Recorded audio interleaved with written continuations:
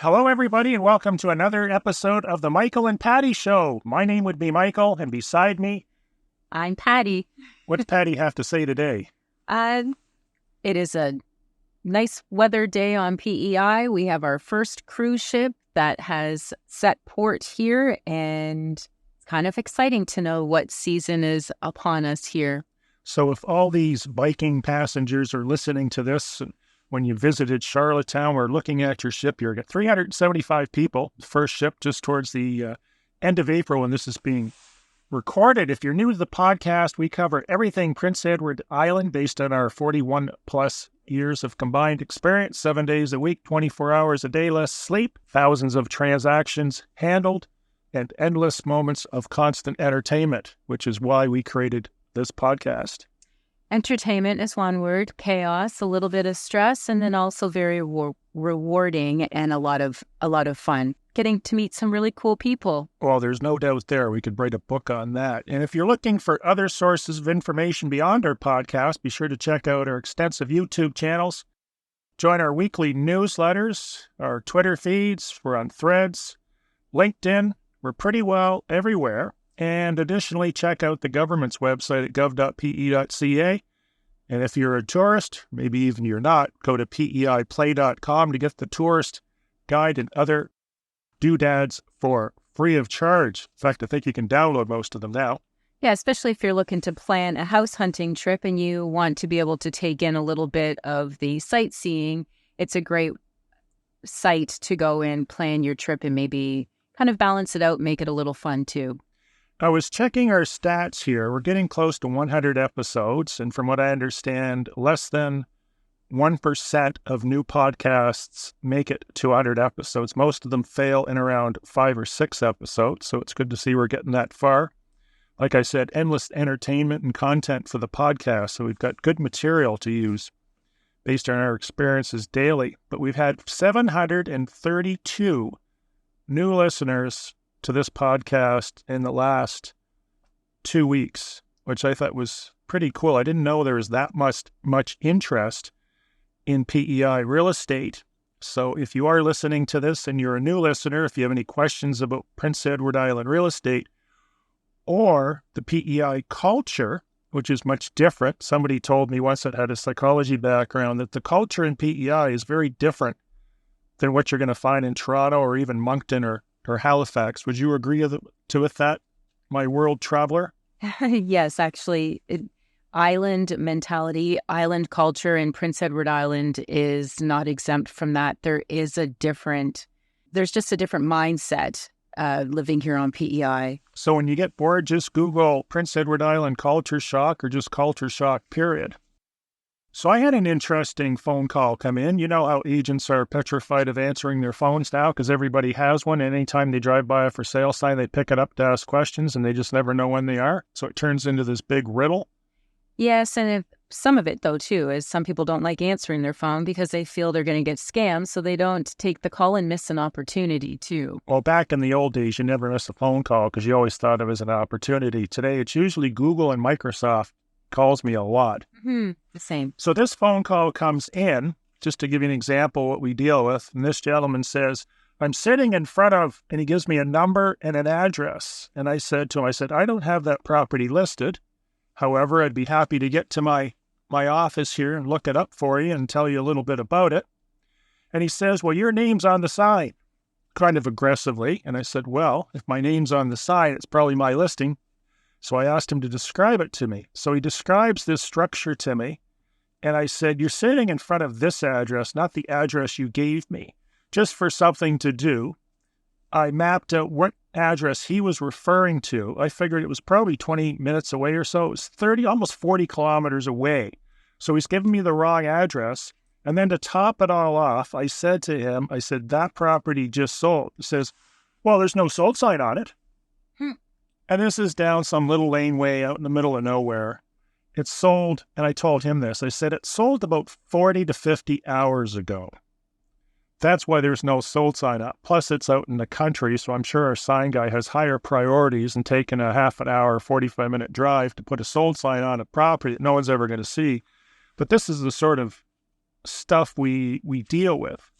The moral of the story is, rather than calling the agents, asking them for information on the property, download realtor.ca. It is an absolutely fantastic application, and it will show you everything on a map that is around you for sale. In this particular instance, since it was sold, it would not be listed on realtor.ca, so you can assume it's either sold or it's withdrawn or canceled. Anything to add? Yeah, and if they cannot, realtor.ca is the one app that I tell all my clients that are they're looking for real estate, whether they live on PEI or they're going to be traveling and relocating here.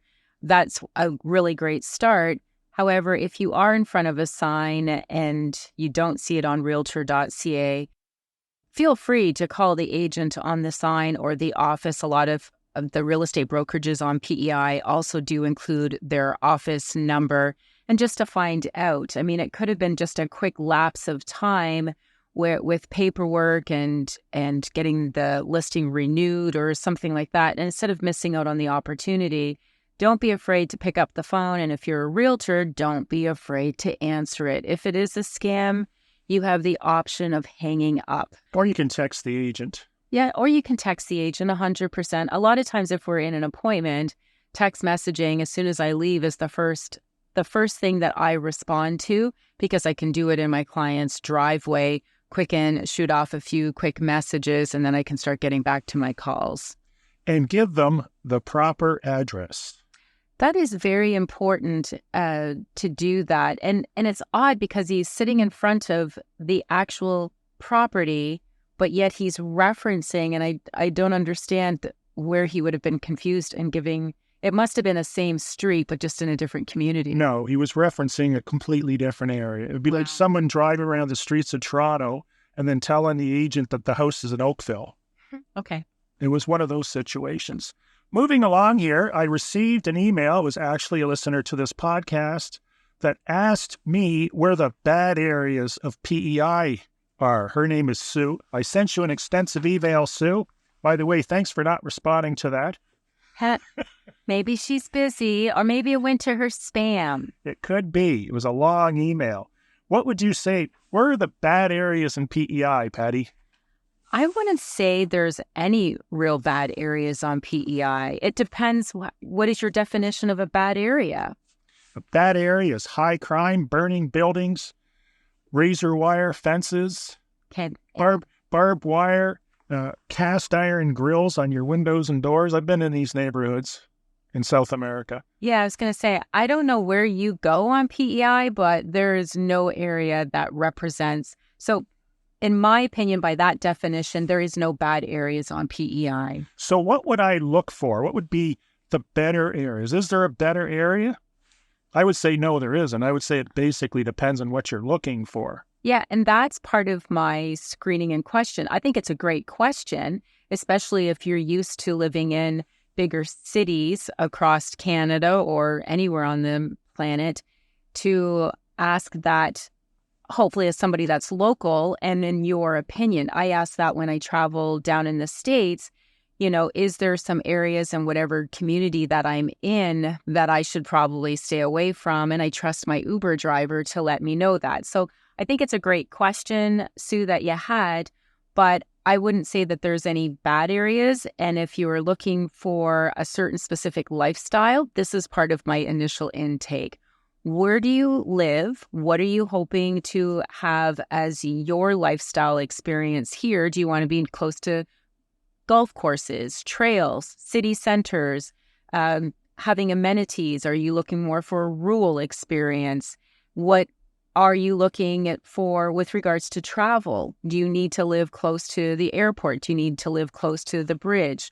Are you looking to be somebody that wants to be infiltrating into a community and feel a part of it? Or are you somebody that wants to be a little more isolated and live a quiet, private life? The Unabomber lifestyle. Yeah. So all of those answers will help me steer and direct a client to an area that best suits the needs that they're looking for. How did you answer that question, Michael?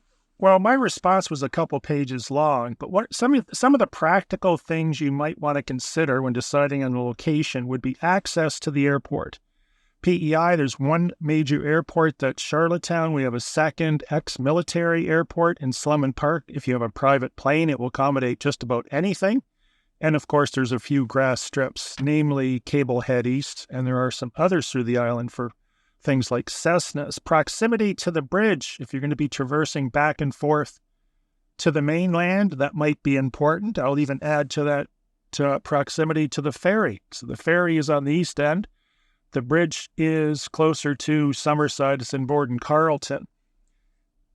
Healthcare access, hospitals. Obviously, the bigger hospitals are in the bigger centers like Charlottetown and Summerside. Entertainment and restaurants, check that out. Shopping, you're looking for a Home Depot, Kent, Home Hardware, Walmart's, shopping malls. Pick the locations around that if that's where you want to be. And probably my final word of advice would be, since you're probably going to come here in the spring to the fall to look at properties and everything's great, beautiful, and the roads are dry and there's no high winds or blizzards, consider what that drive is going to be like in the midst of a blizzard in the winter when you have to go to work or get the kids to school. Yeah, and the kids is the one thing that I was going to end up saying. If you have a family or looking to grow a family, I would also end up making some recommendations with regards to staying closer to a city or a bigger town like Cornwall, Stratford, Montague area, just to make sure that your children would be able to take part in some of the activities that, depending on their interest, they'd be able to, to do here. Hockey, dance class, there's pickleball, the pickleball tournament, dancing, musical instruments. These are things that, and like you say too, Michael, during the winter months, you're going to have to be, because that's primarily when all these activities happen, is between September and June. You're going to have to be doing the commute to bring them to all their activities or extracurricular activities that they take part in as part of their school. So you'll want to make sure that. Now, one more thing, again, with regards to having a family, another thing to keep in mind is, are you going to end up living on a main highway? Eventually, that child is going to turn 16, 17, and they're going to have their driver's license. And I know I wouldn't personally want to have any of my kids backing out onto a highway trying to get to school in the morning. So just something to have a little bit of, long-term foresight as to what all your needs are and what area makes the most amount of sense. Access to walking trails, provincial and national parks, snowmobile trails, and ATV trails is probably something else you want to look at. If you're heavy into ATVs, there's multiple associations, as one would assume there would be with snowmobiles as well. Yeah, and it just depends on what stage of life you are at, whether you're a retiree or somebody young, and then again, back to the life experience and lifestyle. And culture. Cultures, even in a single province like PEI and others, may vary depending on where you are in that province. Would you agree with that? 100%. And whether or not you're going to become a part of that community culture that they have, or whether you're always going to be a CFA or come from away and always feel like an outsider. I wouldn't want to always feel like an outsider. Plus, there's French areas as well, Acadian areas, which reminds me, I want to learn how to speak French, which I gave up in grade 6. I have to restart that now. I didn't know that. Yes. Okay. We'll hold you to it and see if you actually do. Well, I was going to learn Spanish, but I felt French might be more useful where we live. Okay. AI and full disclosure. I'd never thought about this, but I was looking at some articles recently which were referring to the extensive use of AI with particularly photos, and it's now moving into video. And I never thought of it. Like back in the old days, we used to use Photoshop. You could remove garbage cans. The dog was on the front lawn. Maybe you've got a telephone pole you didn't want to see, electrical lines, a vehicle in the driveway. But now with AI, it's so mind-blowing what you can do. Just as a test, I took a picture of a waterfront property and I told AI to put people playing on the beach in there.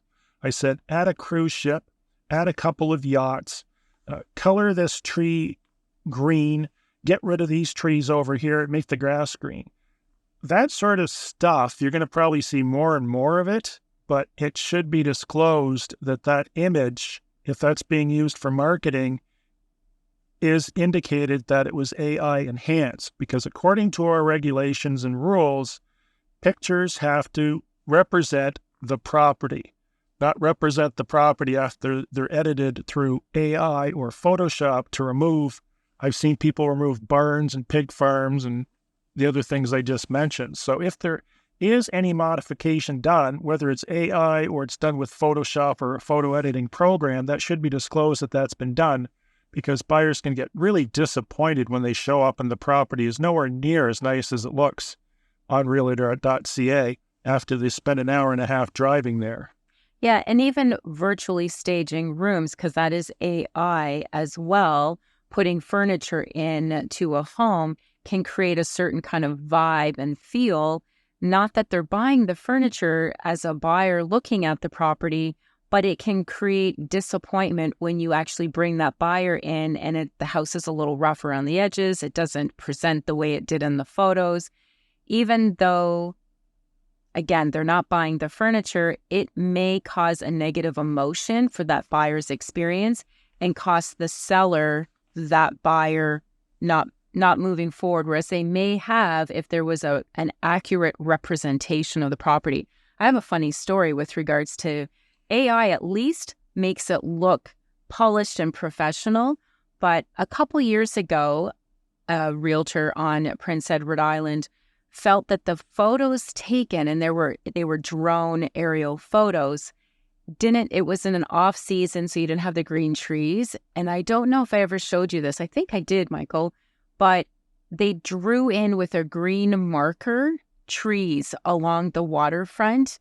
And when you first looked at the picture, you wouldn't have noticed that they were marker. But when you zoomed in on the photo, you could completely see the contrast.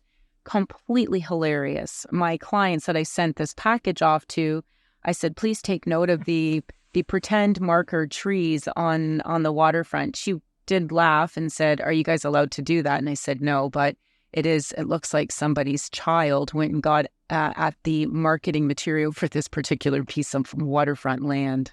There's been websites dedicated to showing off real estate agent photos that are quite entertaining and laughable. Uh-huh.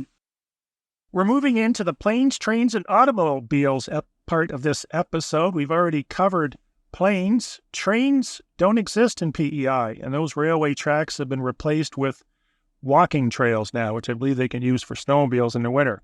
You can correct me if I'm wrong. Yeah, and then the train stations have been converted as well. Right on. One of them's in Charlottetown. It's Founders Hall, which used to be a maintenance depot, I think. Yeah, what about the workers' compensation building? That was the railway station. Yes, and then Summerside, I believe it's a restaurant now. Yep, used to be a library.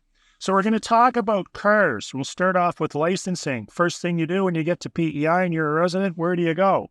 Access PEI. And you turn in your driver's license from whatever state or province you're in, and they'll give you a nice, shiny PEI driver's license. And they're usually pretty good. The tip I have for that is don't go to the main Access PEI offices. I usually go to a secondary one. If you're in Charlottetown, I would probably go to the mall and show up early in the morning.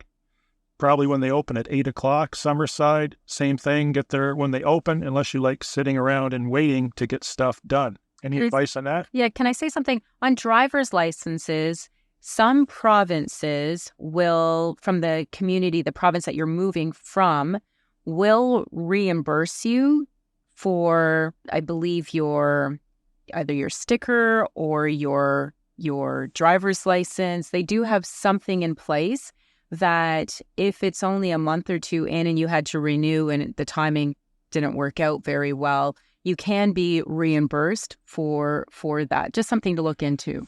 And incidentally, all your provincial services are under that Access PEI umbrella. So same with healthcare. If you want a health card, you would go through, today everything's online, but in theory, I suppose you could show up at Access PEI and take care of all that stuff. Although they'll probably direct you to the website to apply for it. Well, with regards to healthcare cards, one of the agents in my office applied a year ago for his renewal of his health card, And unfortunately, Access PEI never processed his file. So their advice for your health card registry is to call in. They said, don't go into Access or anything like that. It just takes a couple minutes. Give us a phone call.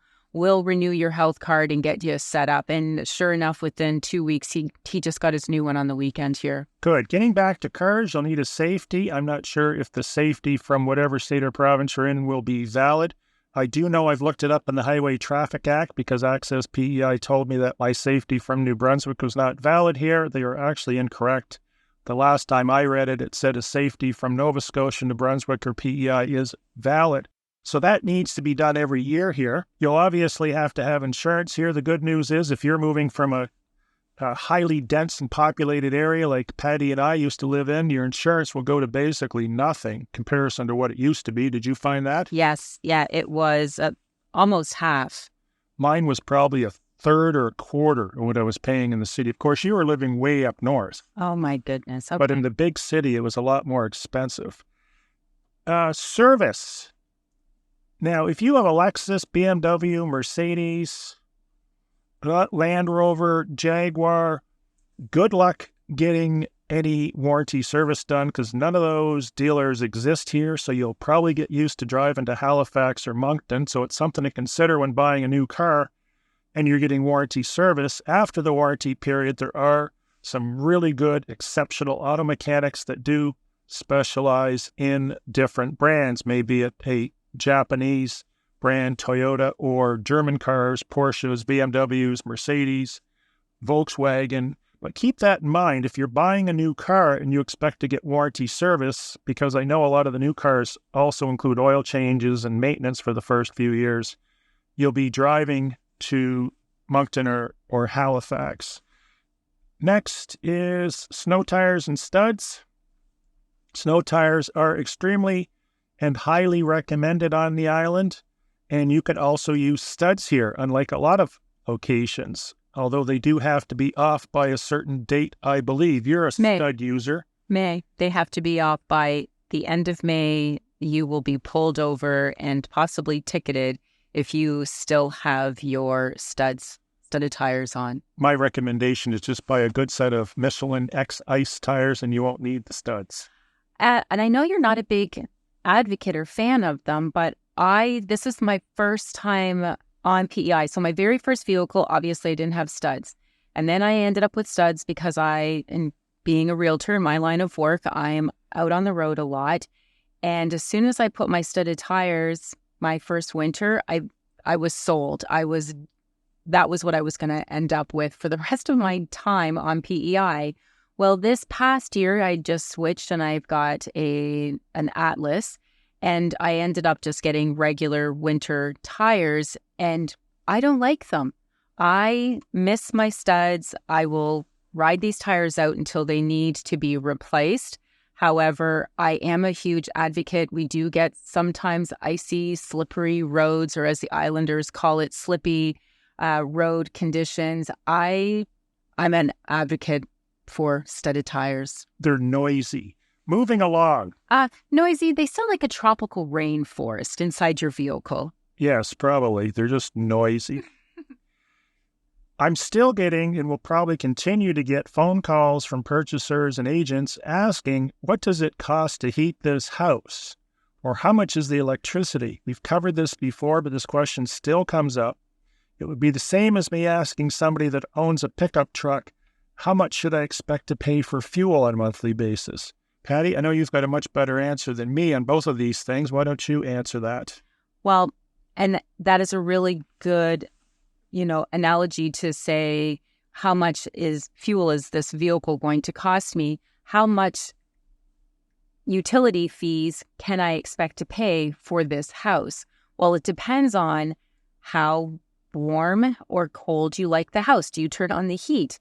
It depends on how much electricity consumption do you typically consume. Look at the costs in your existing residence is what I would end up saying for electricity consumption. There are some that are very minimalist and they may pay on average, an average 3-bedroom, 2-bath family home that the family is not working from home and the kids are in school, and that you might run around $125 a month, give or take. But if you're working from home and you've got freezers and you've got all this stuff and electronics and, things like that all going on, electric heat, well, you could expect 300 plus, some 500 plus. It just depends on your consumption. So to ask that question seems kind of silly, and I try my best as tactfully as I can to redirect them as to how much do you pay for electricity? Now let's look at the property that you're looking to purchase, and the only variance would be if it's electric heat or some of that consumption, and do you work from home?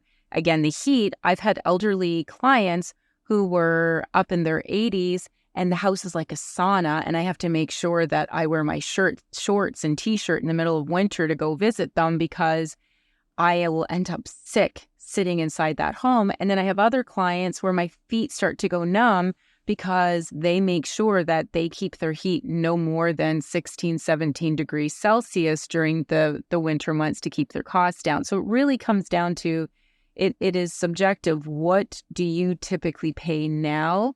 And what systems do you have in place? On to what is involved in listing a house without getting into picking an agent, marketing plans, all that sort of stuff. What's physically involved in listing a house to get it on the market and how quickly that can be done? And I could say I could probably list a house and we'll just forego, measuring, like depending on what it is. If it's a bungalow, you can measure that in no time. Some of these houses, you need to be a expert mathematician to figure out what the square footage is. But foregoing measuring or even including it, let's say we can do measuring within 15 minutes. You can probably list a house under 2 hours easy. Wouldn't you agree with that? Listed as in paperwork, photos, measurements, everything all done within about 2 hours? Well, photos aren't part of it because we're not going to do the photos. We're going to hire a professional photographer that's going to give us some amazing photos that is going to get more money for that property and make it sell faster. That was a commercial. The process is we're going to get your driver's licenses. We're going to do the FinTrack. We've talked about that numerous times. Financial tracking forms filled out. We're going to fill out an agency disclosure that says we work for you. We're going to fill out the listing documents, which it's 4 pages, which will have the room measurements on it and all little checky boxes. What kind of foundation do you have? What kind of siding? What kind of roofing? All that sort of stuff. And that is it, other than the property disclosure form, which you may or may not fill out depending on the situation. Patty and I both highly recommend you do fill one out. And I usually give the clients that either in advance via email or I give it to them initially at the beginning of the meeting so they can be finished filling that out by the time I've done the measurements and filled out the forms.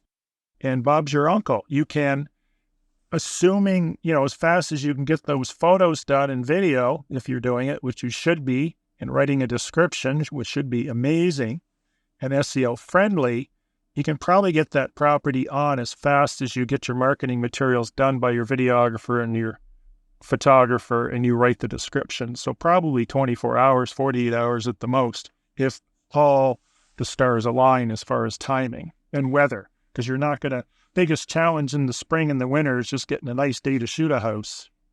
Yeah, if somebody is, they have a plan in place, they have a place to go, whether they're a job placement and everything is all in order for their move. Now, what do I do? Yes, you call a realtor, you get a price evaluation. If that realtor has no other appointments that day, they could end up visiting the property, bringing their electronic device. They can do a CMA right then and there, have all the paperwork. Once you've established price, then you can go ahead and sign and fill out the paperwork and do the part of the process that you spoke of, Michael, and then just get the photographer, the marketing material together. In theory, if we had the pictures and the video done preemptively, we could probably get you up and running that same day without any issues. Yeah, it's not a long process. There is a bit involved, but it can be done within a very quick turnaround time. having pictures, and we see this constantly. I mean, I think agents and brokers just think this is the greatest thing since sliced bread, but I just look at it as a giant potential misrepresentation. When you see a picture of 30 or 40 acres and they're indicating the property lines on that photo, I'm thinking to myself, how could they ever know where the exact pins are for that property, and how misrepresentative is this photo of this property, considering if I do buy this acreage and there happens to be a row of really nice tall spruce trees next door, or something that I just fall in love with, or birch trees, I buy the property, and then the next door neighbor cuts all those trees down because they belong to him or her, but in my photo, it represented those trees as mine. Oh, this has happened. And it's becoming more problematic as people learn how to use Photoshop and stuff like that. Yes, I've had all the way up till closing date a buyer showing up at a property, assuming the trees were on their property, only to have the neighbor realize that closing was coming up and this was their last chance. And the trees actually they were right on the property line.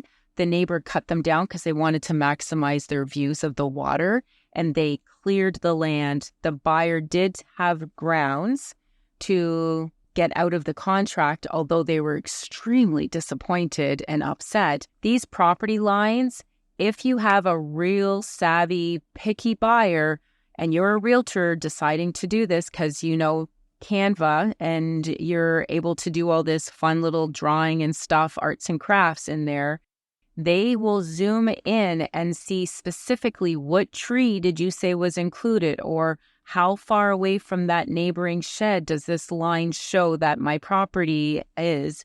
And even if you say verbally, these are just approximate, because you've made a document, a marketing material stating that this is the property lines, you just open yourself up. I am not an advocate or proponent. I do have, if somebody does see, I do have two listings that I've just put up that my seller wanted. So they drew the lines. I did not do the lines on there, so they take full responsibility. So on that picture, just put vendor indicated property lines. Yes. And they may or may not be correct. The only thing that's correct is survey markers and a survey that's been recently validated. Well, I say recently because you don't want to look at a property and someone moved the survey marker 20 years ago to cut around it, or whatever the case may be, make his land bigger or smaller, her land. And sometimes the frost could cause that survey marker to pop out. Oh, I've seen that happen. A bit of a stretch. Those survey markers are 2 feet long. It's been told to me, and did you see this happen? They had to put it back in. Yes. Oh, Patty, I think you've stepped over the line. Reality here.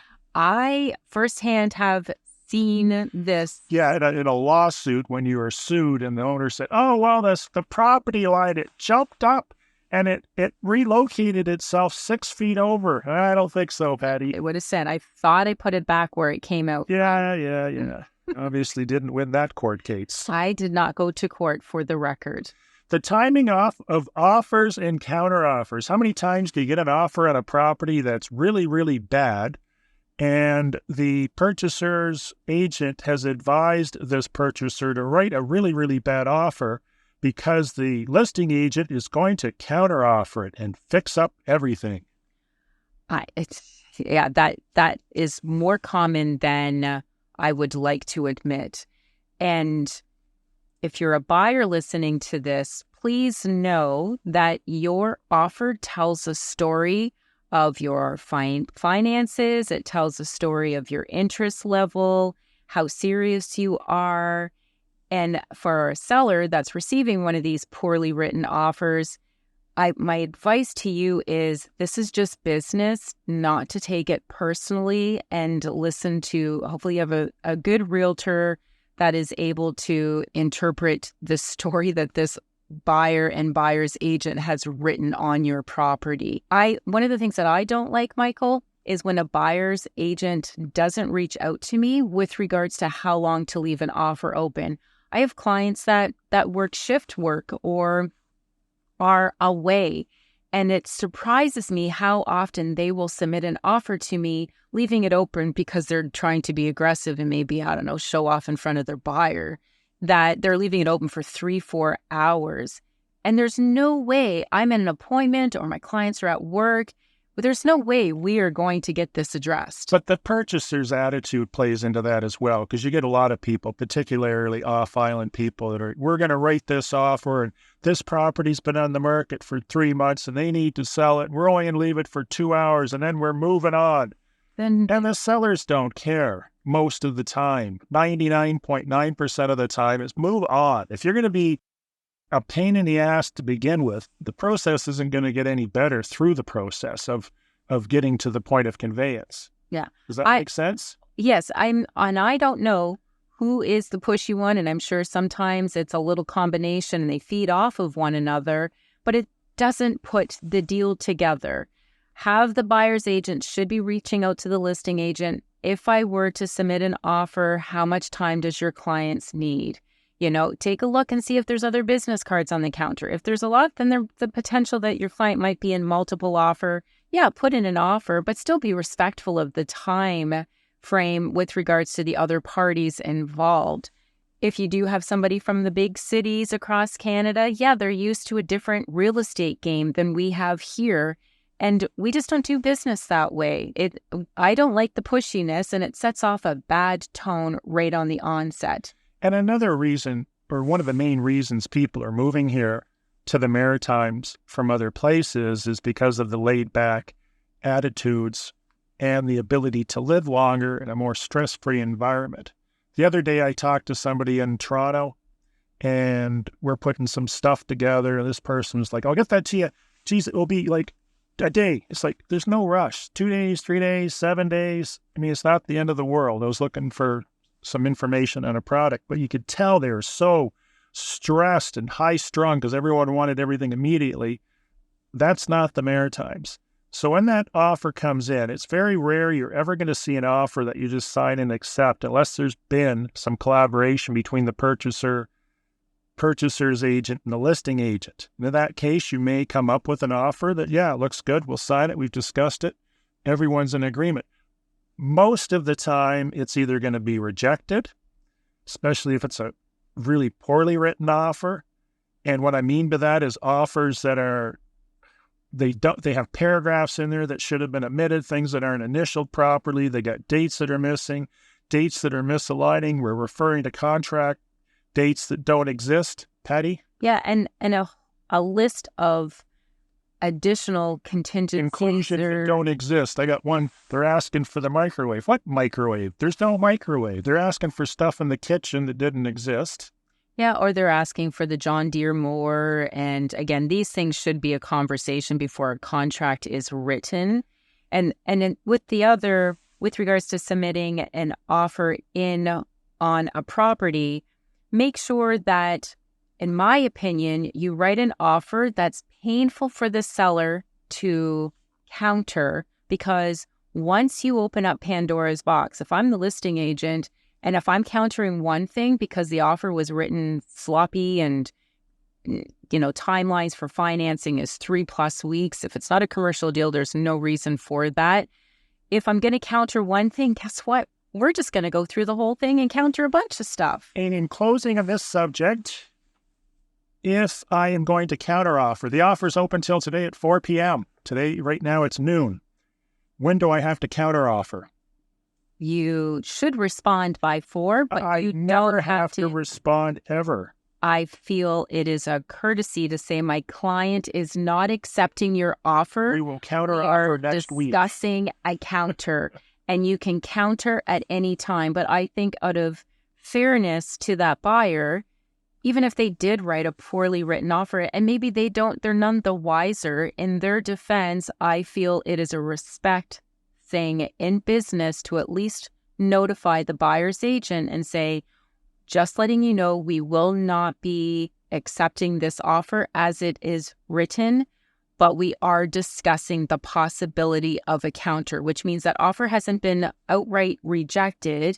A good realtor wouldn't reject an offer. They would try their best to pull some, unless it's list of chaos, but you can counter at any time. You can counter a week from now. You can counter a month from now, that same contract. I agree 100%. Let's do what you do best and wrap it up because we've gone over our allotted time once again. We got carried away. Some of these topics are things that are very passionate.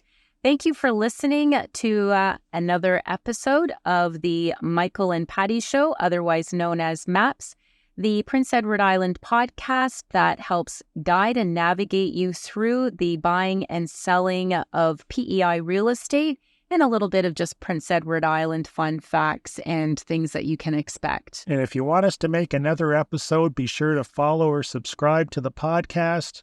Give us a star rating, which would have to be 5 stars or more. I think we deserve that. And some feedback. Thanks again for listening, and have a great day. Have a great day.